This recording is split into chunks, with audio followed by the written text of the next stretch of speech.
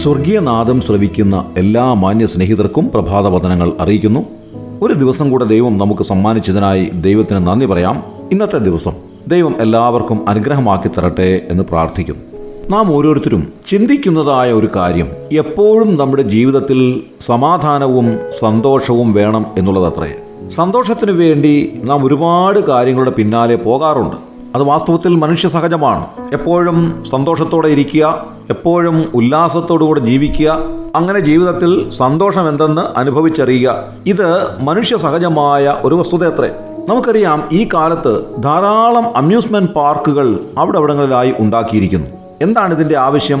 ഇതെല്ലാം മനുഷ്യരുടെ സന്തോഷത്തിന് വേണ്ടി ഉണ്ടാക്കിയിട്ടുള്ള കാര്യങ്ങളാണ്.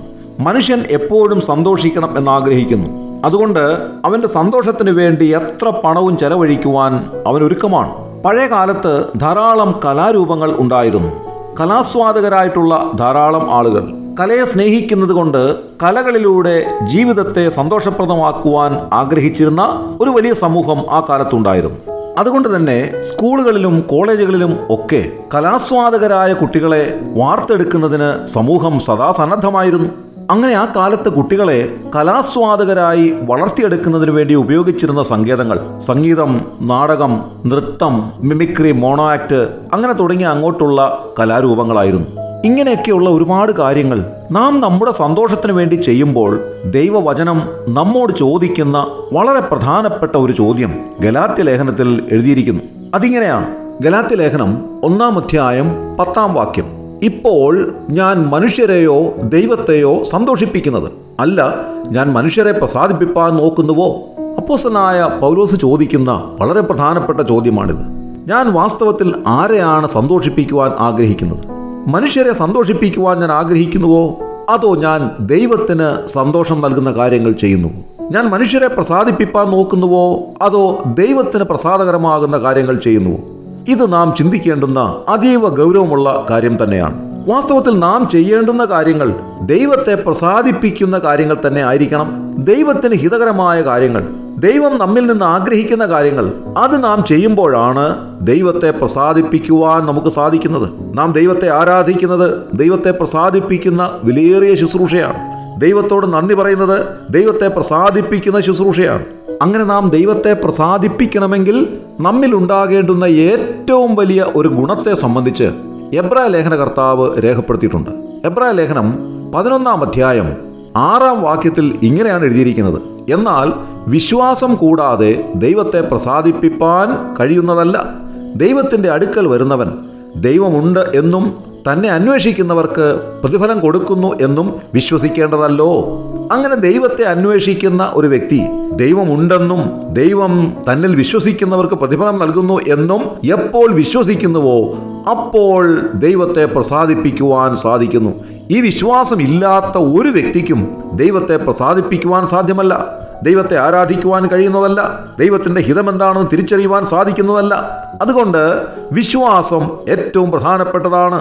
അതാണ് ദൈവത്തെ പ്രസാദിപ്പിക്കുന്നതിൻ്റെ അടിസ്ഥാനം എന്ന് തിരുവെഴുത്ത് നമ്മെ ഓർമ്മിപ്പിക്കുന്നു. എന്ത് വിശ്വാസത്തിലാണ് ദൈവം പ്രസാദിക്കുന്നത്?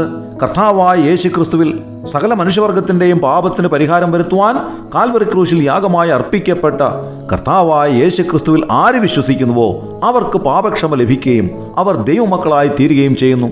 അവരുടെ വിശ്വാസ നിമിത്തം ദൈവം അവരിൽ പ്രസാദിക്കുന്നു. സ്വർഗീയനാദം ശ്രവിക്കുന്ന മാന്യ സ്നേഹിത, താങ്കൾ കർത്താവായ യേശുക്രിസ്തുവിൽ വിശ്വസിക്കുന്നുവോ? അങ്ങനെയെങ്കിൽ താങ്കളിൽ ദൈവം പ്രസാദിക്കുന്നു. അല്ല എങ്കിൽ താങ്കൾ എന്തെല്ലാം ചെയ്താലും അതെല്ലാം മനുഷ്യരെ പ്രസാദിപ്പിക്കുന്നതിന് വേണ്ടിയും മനുഷ്യരെ സന്തോഷിപ്പിക്കുന്നതിന് വേണ്ടിയുമുള്ള കാര്യങ്ങളായി മാറ്റപ്പെടുന്നു. എന്നാൽ കർത്താവായ യേശുക്രിസ്തുവിൽ വിശ്വസിച്ച് ദൈവത്തെ പ്രസാദിപ്പിച്ച് സ്വർഗരാജ്യത്തിൻ്റെ അവകാശിയായി തീരുവാൻ താങ്കളെ ദൈവം സഹായിക്കട്ടെ. ദൈവനാമം മഹത്വപ്പെടുമാറാകട്ടെ. ആമേൻ.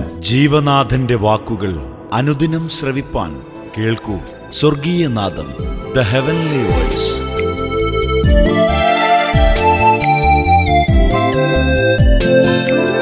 വൻ ദുഃഖങ്ങളിലും നിൻ സന്നിധി മതി,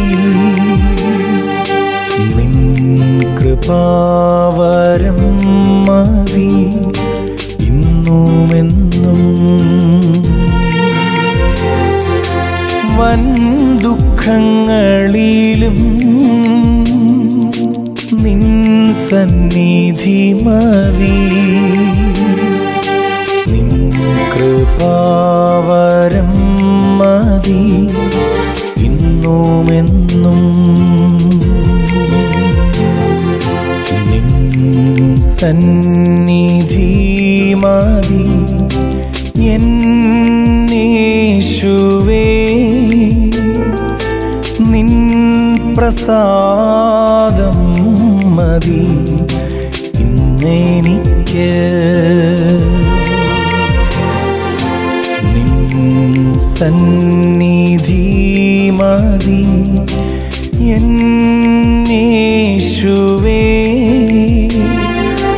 നിൻ പ്രസാദം മതി ഇന്നെനിക്ക്.